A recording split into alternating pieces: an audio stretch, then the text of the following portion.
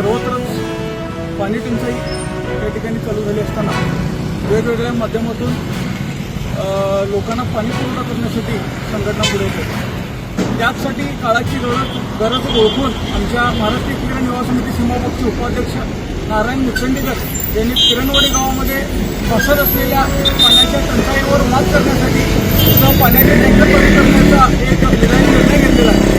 त्या पाण्याच्या टँकर आजपासून गावात लोकांना पाणी पुरवठा करण्यासाठी त्या ठिकाणी आपलं काम सुरू करतील।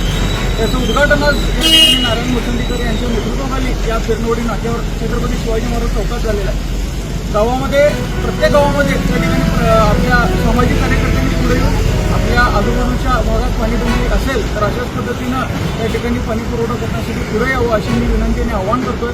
नारायण मुचंडीकर यांच्या या प्रयत्नाला त्या ठिकाणी त्या प्रयत्नाचं कौतुक करतोय आणि सगळ्यांनी या पाणी टंचाईत ज्यांना कुणाला पाण्याची गरज असेल त्यांनी नारायण मुचंडीकरांना संपर्क करावा आणि